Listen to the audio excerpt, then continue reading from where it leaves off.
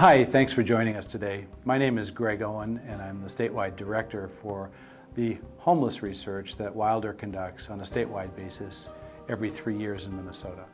When we analyzed data from our most recent survey, conducted in the fall of 2009, we were not surprised to see homelessness on the rise, given the tough economy and high unemployment rate. What did surprise us was the level of increase, a full 25% since the previous survey conducted in 2006. In just 3 years, we went from 7,751 to 9,654 homeless adults, youth, and children. This number is a count of everyone using emergency shelters or transitional housing on the night of the survey, as well as those we could find through outreach who were not in shelters on that night. However, we know that we do not find everyone who is homeless and living on the streets or other places not intended for habitation. So we add in an estimate. When we add in our estimate for those we were unable to find, we think that there were actually more than 13,000 people homeless on the night of the study. What we find particularly disheartening is the increase in the number of homeless children with their families. They now make up more than 1/3 of all homeless people in our state and are one of the fastest growing segments of the homeless population. With the help of a grant from the Phillips Foundation and several other funders, we were able to dig a little deeper into some of the issues and background related to family homelessness, and I want to share with you what we have learned. First, the numbers. On the night of our survey, we counted 3,251 children in more than 1,000 families who are homeless across our state. 400 of these children who were with their families were not in shelters, but were instead living in informal arrangements or had no other place to stay.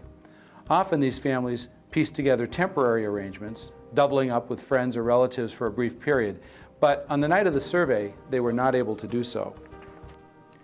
Our survey is a point-in-time survey, only counting people who are homeless on one particular night. It's important to note that many families are homeless for a short time, so do not get counted in our survey. Over the course of a year, using our best estimating methods, we believe the number of homeless children with their families to be much higher, at least 14,000.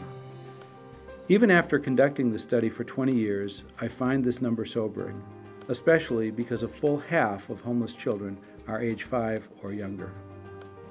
Another concern is the persistent racial disparities that we've seen over the many years of this study. The racial disparities this year are consistent with what we've observed throughout the entire period since 1991. African Americans and American Indian families are 10 times as likely to be homeless as their white neighbors. No matter what race, however, we know that families experiencing homelessness have more distress than those who are in stable homes. The health of parents can of course have an important impact on the health of children, especially when a family's housing is unstable. Since our study began, we have found that homeless parents have high rates of chronic physical and mental illness, especially depression.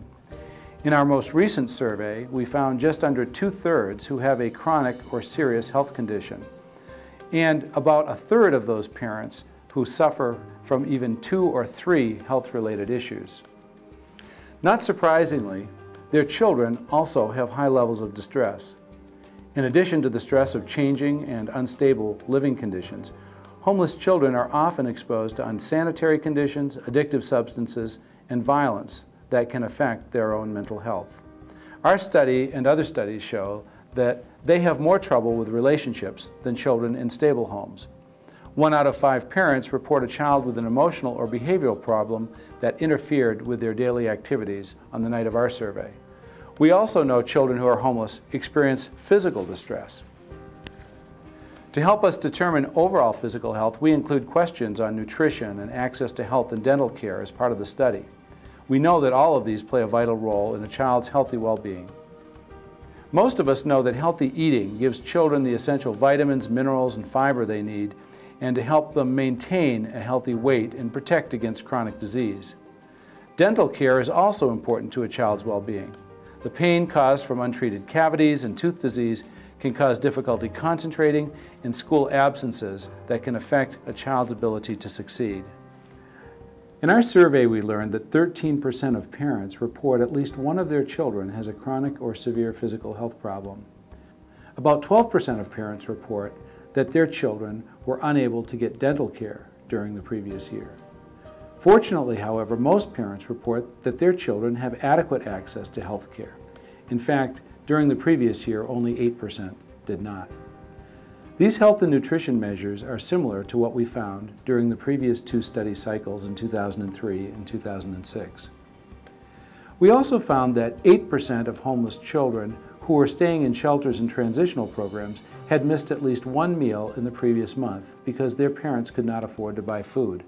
The good news is that this is down slightly from 11% that we found in 2000. Not surprisingly, it is families in unstable housing circumstances or those who are without shelter altogether that have the most difficult time. In our survey, we found, for example, that 14% of this group did not get needed health care, 19% were not able to get needed dental care, and 20% reported missed meals in the previous month because their families were unable to access food. We know that education is an important pathway out of poverty and can often lead to a more stable life. Unfortunately, children who experience homelessness struggle more to achieve in school. In our study, 38% of homeless parents reported having a school-aged child with a learning problem. A look at the statewide math scores, for example, shows homeless students perform at a much lower level than all students. Homeless students are also twice as likely to need special education services. This, despite the fact that homeless students are just as likely to be identified as gifted or talented, according to the Minnesota Department of Education. We know that residential mobility also hurts school performance. One mandated effort to ensure school stability for homeless youth is to provide transportation for a child who becomes homeless, so the child can stay in the same school throughout the school year. We expect that this is one of the reasons why 84% of parents report that all of their school-aged children were at school on the day of the survey. This number declines, however, considerably for children who are in informal or unsheltered situations. But even if you solve the problem of transportation, there are still other problems that homeless children face. One is being tired, not having a quiet place or a quiet time where they live, lack of supplies, and importantly, clean and appropriate clothing for school. One of the most important things we know is that stable housing provides a very strong base of support for a child's education. So how do we achieve more stable housing for homeless families? We know that housing vouchers are one important part of the solution. Section 8 vouchers issued by HUD help support families who have low incomes. But we also need supportive housing for families that have serious or chronic health problems or disabilities. Prevention strategies are also important, and this includes support for parents to get more training or education or job skills. Even quality child care opportunities and child development opportunities have a significant impact on the readiness for kids to succeed in school. Despite all of these things, we know that we cannot end homelessness until we begin to close off some of the pathways that lead to homelessness in the first place.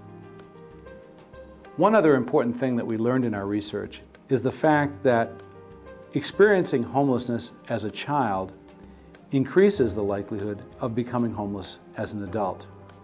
One troubling finding is the fact that there has been a significant increase in the number of parents who report that they were first homeless as children, from 1 in 4 in 2006 to 1 in 3 in 2009.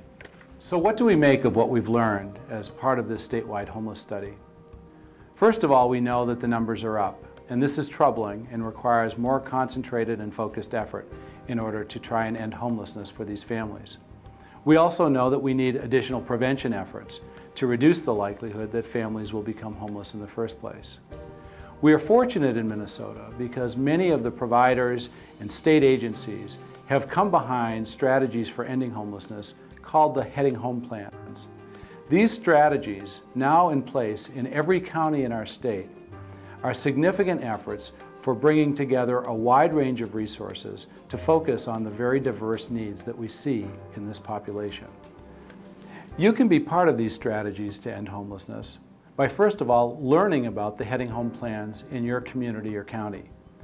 Find out who's involved, find out what the strategies are, and see whether or not there is a place for you in that picture, whether it's as a volunteer or as a person that can provide certain resources.